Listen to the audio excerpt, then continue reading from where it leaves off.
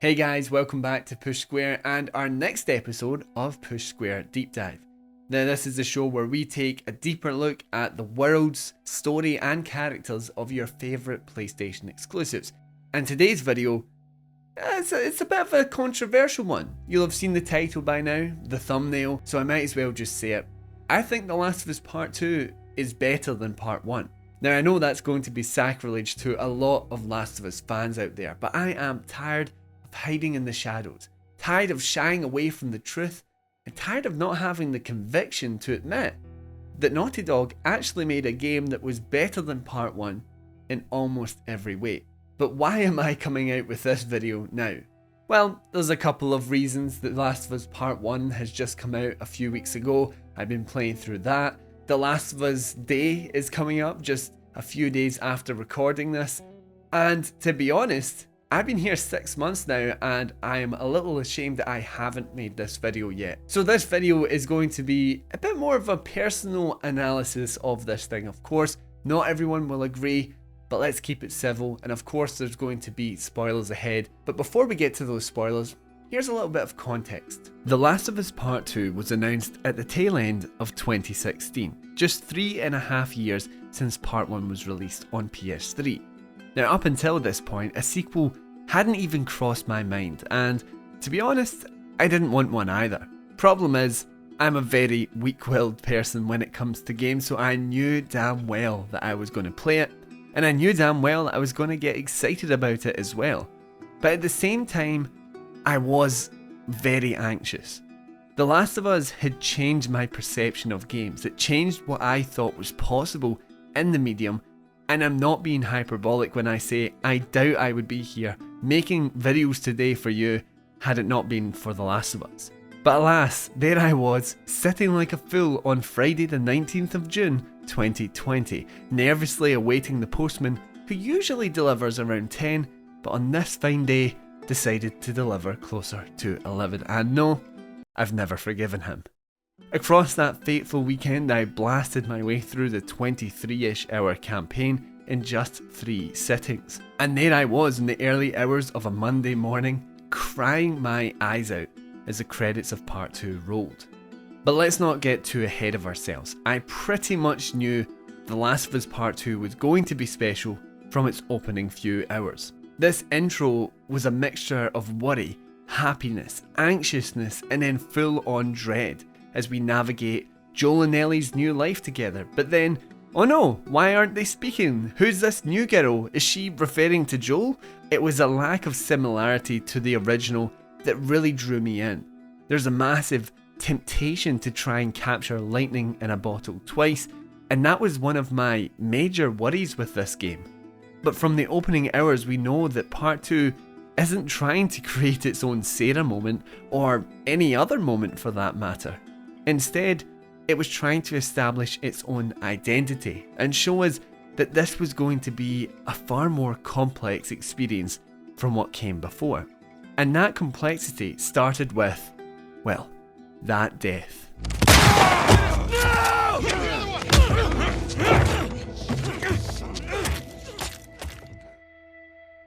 I was a nervous wreck from the moment we took control of Abby, knowing full well that Naughty Dog doesn't just give you control of any old apocalypse survivor. When the brutal murder of Joel Miller came around, I was beside myself, sweating, shaking, and just overall feeling helpless, just like Ellie.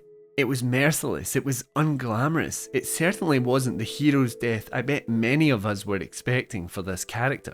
But that is why, for me, it worked so well. It's the same kind of death that made Game of Thrones so popular in the first place. From this death, you are hooking your audience in, emotionally engaging them from the very start, and throwing a curveball in a way that has utterly defied what you thought this game could be, which was another adventure with Joel and Ellie. Yes, at its core, it's a revenge tale, and one that we've seen a million times before. But now we are experiencing a revenge tale with the context of Joel and his relationship with Ellie. You aren't just questioning what would Joel do if the roles were reversed, you're questioning how much of that line of thinking has rubbed off on Ellie. Now that is why the narrative setup is better in part 2. It thrusts you into something unconventional and emotionally raw. But what about other parts of the game? Well, for one, I think that The Last of Us Part 2 does a much better job of expanding upon the world's lore. That's not to say that Part 1 is bad in any way. You can actually check out the first episode of Push Square Deep Dive, which is all about explaining why it's so good. But here we get a further elaboration upon these survivor groups like the WLF and the Seraphites. In Part 2, these groups are developed beyond just the murderous post-apocalyptic survivor groups. We're getting a look into their lifestyles, their ideologies, their relationships. It makes the missions where we get a peek behind the curtain, like in the stadium or the island, so damn interesting. What's more is that even with the Part 1 remake, Part 2's gameplay and combat is still leagues ahead and is utterly sublime. It feels smooth yet hectic. It captures that survival by the skin of your teeth vibe that is perfect for The Last of Us. I can only hope that we will get a native PS5 version one day with full haptic feedback and adaptive triggers, because at that point I don't think any third-person game could beat it. But to come back to the story, The Last of Us Part 2 does something on a different plane from Part 1. Part 1 is a very linear story, not just narratively, but it's also emotionally linear. Part 1 often elicits strong reactions based on what is happening and what we are seeing, but taking it a step further, Part 2 is about contradicting your emotional response by recontextualizing story beats in a non-linear fashion.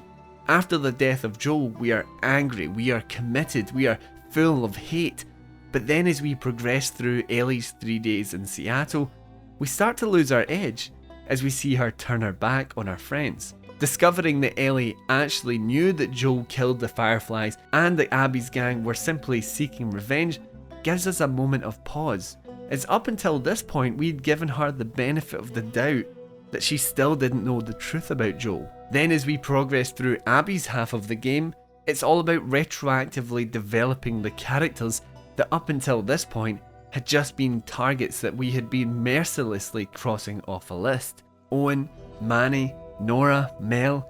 It's about shining a different light on these characters and really showcasing that Ellie is actually the antagonist of her own game, just the same as Joel was in Part 1. Some of you may not like this line of thought, but Naughty Dog's willingness to question the morals and the ethics of their central character, a character that we have all viewed as a lovable ruffian teen, is one of the most interesting directions the team could have went. At the end of the day, these aren't lovable people, they're f***ed up people that are enduring and surviving a horrifically brutal world. To me, those that weren't willing to give Abby a chance were missing out on one of the most emotionally challenging video games ever. When you finally get back to the theatre as Abby with the aim of ending Ellie's murderous spree, I actually started questioning pushing the buttons and playing the game. Even though by this point I sympathised with Abby, I fully understood her perspective, I still struggled to do these things to Ellie. I've never played a video game that actually made me feel guilty for even holding the controller. So by the time I got to that beach, I'd been through an absolute whirlwind of emotions. I'd seen Ellie lose loved ones as consequence to her actions, turn her back on a life that could have been, whilst simultaneously watching Abby lose everything at the hands of a person we were supposed to be rooting for. And all of this while she tries to make amends for what she has done. I think that the discussions on the cycle of violence have been played out, but it is integral to these two women, what they've lost, what they were willing to lose, and the lack of catharsis that their respective quest for revenge brought them. Naughty Dog has one final twist of the knife with the flashback to Joel and Ellie's last discussion. After years of Ellie avoiding Joel, she had decided to start the process of forgiveness the day before he died. Ellie feels as though she was robbed of a life with Joel, but has a hatred for herself as well for wasting those precious years away from him. And amidst that journey of blood, hatred, and remorse, she actually lost the one element of Joel that could have remained with her forever. One of the most important points though that I really have to hammer home, Part 2 is nothing without Part 1. The emotional gut punch of Joel's death or Ellie's fate, they're tied to our relationship with the previous game. Without it, nothing I've spoken about today would have the impact that it does, or at least to the level that it does. Part 2's true success is how it redefines the original, not just what it establishes on its own. I'm sorry about your daughter, Joel, but I have lost people too. You have no idea what loss is. Everyone I have cared for has either died or left me. Everyone fucking except for you. So don't tell me that I would be safer with someone else, because the truth is I would just be more scared.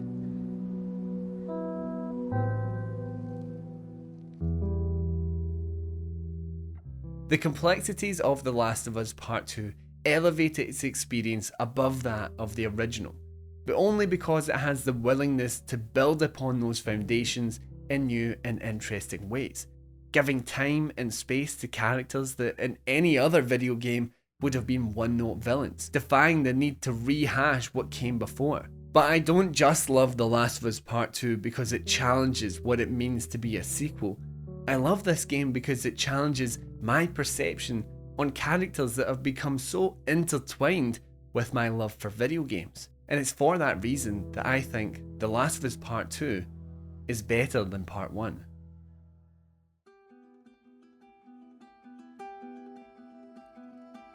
Thank you everyone for watching. I hope you enjoyed the video. Now, just a quick reminder, please keep it civil in the comments below. I want this to be a space for balanced discussion. I know this can be a very hot, divisive topic. But anyway, if you want to see more analytical videos of your favourite PlayStation exclusives, let me know down in the comments. And of course, remember to like the video and subscribe to the channel to be sure that you're not missing out on the next Push Square Deep Dive.